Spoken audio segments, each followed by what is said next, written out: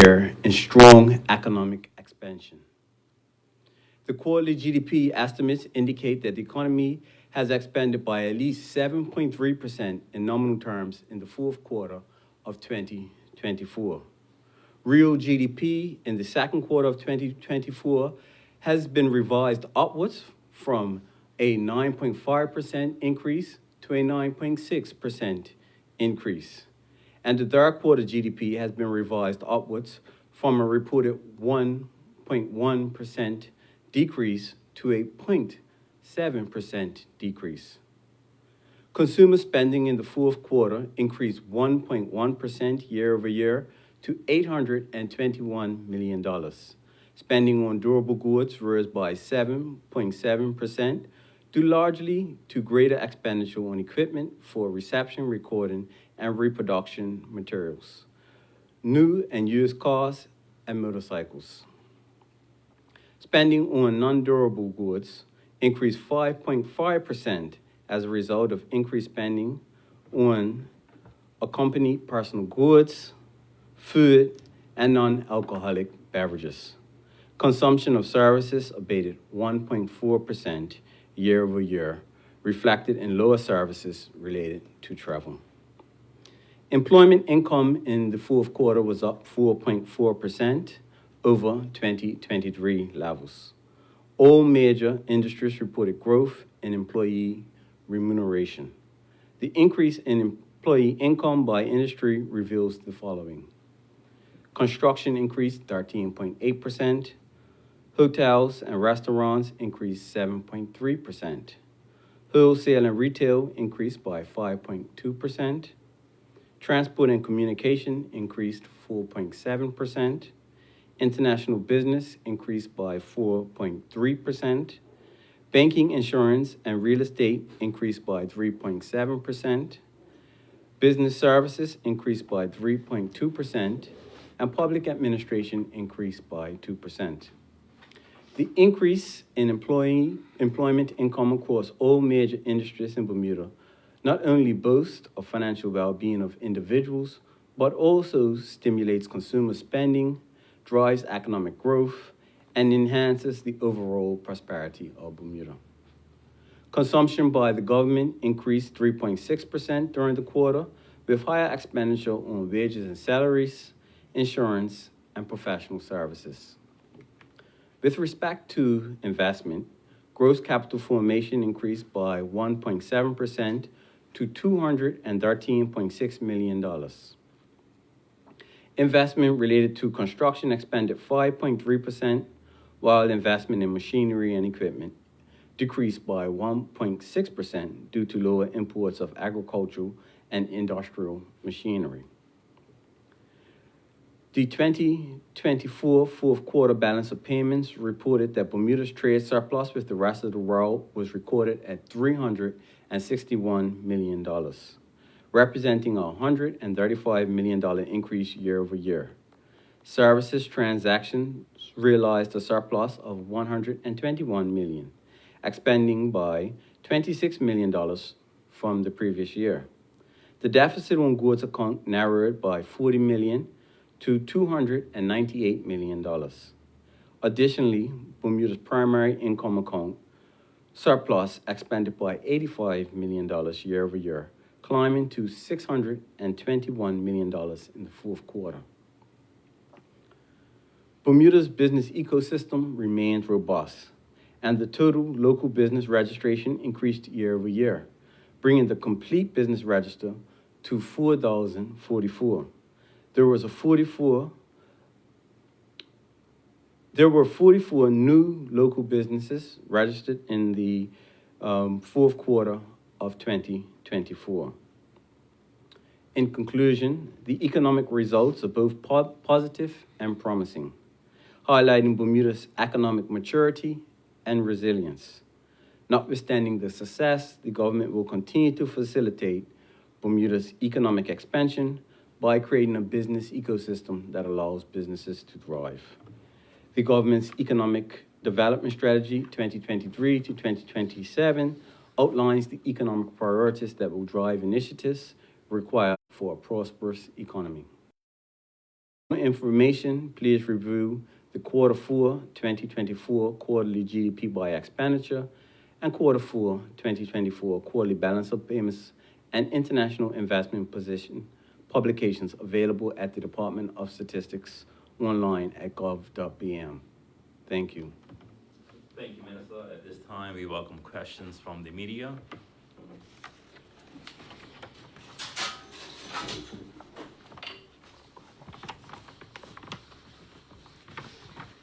Hi, good afternoon, Minister. Claire Shevchik, Rural Gazette. I would just like to invite you to talk about any initiatives, future initiatives you have in development right now to mitigate the cost of living for families or lower the cost of doing business in Bermuda. Thanks. Good question. You know that the Ministry of Economy and Labor put out a position paper as it pertains to retaining the local workforce. Part of that was to better understand why persons were emigrating. The study clearly highlighted that persons were emigrating for a number of reasons, primarily the cost of living. As a result of that particular questionnaire, we looked at what were the pain points regarding our cost of living.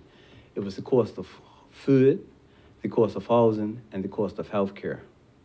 As a result, the government is strategically positioned to address this. We now have a Minister of Home Affairs who is responsible for the cost of living. She will be having a cost of living summit, which will address the pain points associated with the cost of living. We now have a minister responsible for housing. That minister is specifically responsible to ensure that we have increased access to affordable housing, and we know that the Minister of Health is diligently working on reducing the cost of healthcare in Bermuda and making sure that it's accessible and affordable. And so the government is positioned to address those particular concerns. The Premier will lay the budget this week, Friday. In that budget and in the pre-budget report, you will see a number of initiatives that look to support businesses through reduction of taxes, as well as increase the purchasing power of residents to promote greater levels of spending in the economy by reducing taxes on residents as well.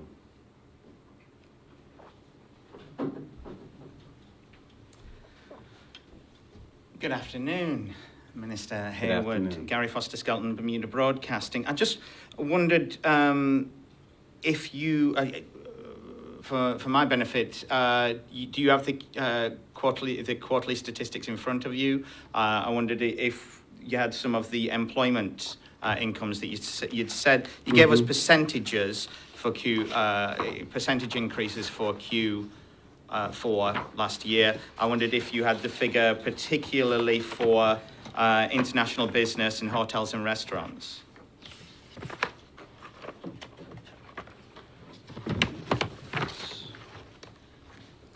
So for international business, the fourth quarter 2024 figure would be $365 million.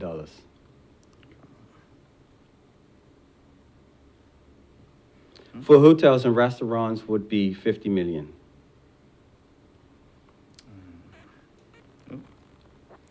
Thank you, Minister.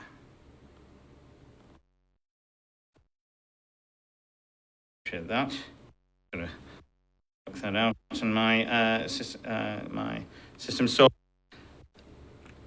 we're looking at huge portion of our economic growth, the employment incomes in the international business sector, and emphasizing the growth in that sector. Do you think anything particular that has happened that the government has done over the last year, has it simply just been a very successful year for international business?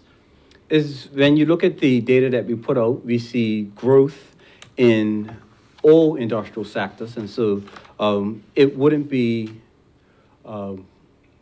directly correct to say that all the growth is attributed to international business. I'm talking monetary as opposed to percentage. We're seeing a lot of the money coming in that sector. So a large portion of employment income would be coming from international business, but I would like to say that the total employment income figure for the fourth quarter of 2024 was over $1 billion. And so you can see that we've had economic expansion across multiple industrial sections. You will also see that the largest growth sector for 13%. So see robust construction activity happening in Bermuda earnestly again, and that was also reflected in the investment gross capital formation numbers as well.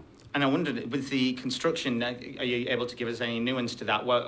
Is it Fairmont Southampton? Is it the what we see on Front Street, or other things contributing to this? There are multiple projects that are actually contributing to this. I don't have those projects in detail, but I think you can see across the island there is widespread construction activity taking place. We're going to see that based off of the quarterly GDP numbers, that we see growth in the output in the construction sector. Some in the city of Hamilton, the activity in the city of Hamilton is certainly visible, but throughout the island we have residential construction activity taking place as well. And around a previous Bermuda Broadcasting report around the time of the election indicated that at least at the end of 2023, in the 10 years before the pandemic, 3 in every 5 workers, or 60% of workers in Bermuda, hadn't seen median incomes in their sectors keep up with inflation. Then post-pandemic, 2020 to 2023, that went up to 66, 67%, or 2 in every 3 workers in Bermuda had not seen median incomes in their sectors keep up with inflation. Do you have any confidence that that may have changed through 2024 with these, such as the construction industry, etc.? And so if we look at the growth in employment income in a number of these sectors, it says 2 things. Number one, we have an expansion of employees in those areas, but then number 2, the accelerates are actually progressing in those areas. We do have persons' income increasing, and what you're going to see with the employment numbers is you see the median incomes increase as well. When we look at the annual inflation rates, I believe that the annual inflation rate for 2024 was less than 2%. I think you're going to find in some sectors that the median income for employees will increase past that 2% rate. Okay. Without, obviously, we await those figures that will come to us later in the year in terms of the employment figures, but is it fair to continue to talk about economic growth if the statistics seem to indicate that the majority of workers may not be experiencing that? That might not be the truth that they feel in their lives. And so there is this economic nuance where the economy is progressing, greater levels of jobs in the economy, and the economy is doing well, but there is an erosion of one's purchasing power based off the cost of living. If we're able to draw back on some of the items as it pertains to controlling cost in Bermuda, as well as remove some of the taxes where we can increase purchasing power of residents, I think that we're going to then see the attitudes around the economic performance change. But there are 2 separate measures. One's quality of life, but the economy continue to progress. What I would say is that we have more Bermudians working. That's a positive thing. And so there is more overall workers in our households than was in the past. We were experiencing one of the lowest unemployment rates that we've experienced in a number of years. And so that's extremely positive. And so there's positive signs. There's opportunity being created in our economy. The government will continue to put policies in place which make sure that the growth is actually inclusive. And that is what we're pushing for. When we talk about sustainable growth in Bermuda, we're talking about inclusive growth, where the residents of Bermuda actually benefit from the growth that is being experienced overall. And just switching gears onto in terms of employment numbers, the Chamber of Commerce last week suggested we need a more adaptive immigration policy to get talent on island to grow the working population, which obviously is something government has said is essential. Do you agree in terms of any adaptation or something with the immigration policy to get more people on island, more talent? So this ministry has led with that conversation in terms of, number one, saying that we have an aging population and understanding that we need to increase our working population to support our aging population. We recognize the challenges we're going to have if we don't have an expanding workforce. We recognize the labor challenges and the skills mismatches that we will have in our economy if we don't have an expanding workforce and we don't have immigration policies that enable companies to get the talent that they actually need. That's why strategic priority 5 in our economic development strategy is investment in people, ensuring that we have the local talent on island to ensure that we power our industries. And so I don't disagree with any notion that says we need to utilize immigration as a lever to ensure that we have the human capital on island that is able to power our economy. And that is ensuring that we have Bermudians capable of taking on roles, seizing that opportunity, as well as ensuring that companies get the expatriate talent that they require. And we do understand, at least in the short term, a lot of the working population growth will be guest workers for at least in the short term.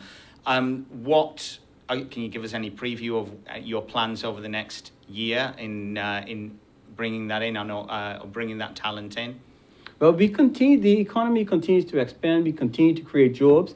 And what you're going to see with the release of the employment numbers of 2024, you're going to see a growth in the number of jobs that were created in Bermuda. And you will see that also being an increase translating to an increase in Bermuda's workforce.